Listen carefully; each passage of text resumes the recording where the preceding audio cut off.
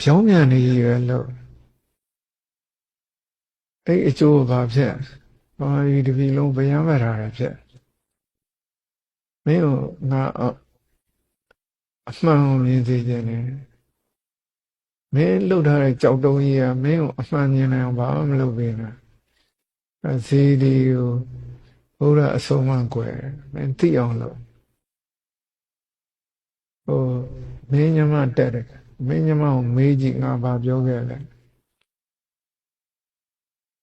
ဘုံတမ်းမြင့်မိမအေးတော်ကြီးပြောလို့ငါ့ကိုတရားစကားပြောတာငါဘာပြောခဲ့လဲဆိုမင်းမေးကြည့်လိုက်ငါအဲ့ဒီတော့ပြောခဲ့တာအခုတည်းဒီတိုင်းငါတို့စစ်တပ်ကတုံးကတင်တဲ့လေးနေလူတတ်တဲ့ပညာတွေ mindset ကိုပြောင်းလို့အဲ့တော့161ခွန်တိတ်အောင်ငါ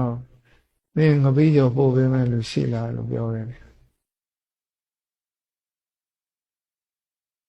တော့မင်းမှလည်းစိတ်ကောင်းနည်းနည်းပါးပါးရှိနိုင်တယ်လို့ငါယူဆရအဲ့လိုတိမ့်မယ်လို့ဖြစ်မယ်အချိန်မှာမင်းစိတ်ကောင်းဆွဲထုတ်ပြီးတော့မဖြစ်ပါစေနဲ့ဆိုတော့စေစနာနဲ့အချိန်ပေါင်းများမှာပြောတယ်ဥပမာပြီးလူတွေတောက်လည်းသေးတယ်အိုးမဲ့အိမ်မဲ့ဖြစ်တယ်မီးတွေလောင်စစ်တပ်ကိုလည်းပြင်ကြည့်လိုက်ဝီစီထဲရောက်တယ်တခါမှမဖြစ်ဘူးဘုရားအဆုံးကအခြေခံကသီလနော်တရားခြေတာမဟုတ်ဘူးတကူမဟုတ်ဘူးနော်အဲ့ဒါသိအောင်လို့ဘုတော်ဆန်းစစ်အသက်80နဲ့မွေးနေပါမင်းကအဓိကပြောချင်တာဒီလောက်တိုင်းပြည်အတွက်အကျိုးရှိမဲ့ခေါင်းဆောင်ကောင်းဖန်ထောင်ချပြီးတိုင်းပြည်လုံးကိုမီးလောင်တိုက်သွင်းတဲ့အလုပ်ကနေရက်တော့ဆန်းစစ်ကြီးကိုလွှတ်ပြီးတော့တိုင်းပြည်ကောင်းတိုင်းပြည်မီးလောင်တော့မီးငြိမ်း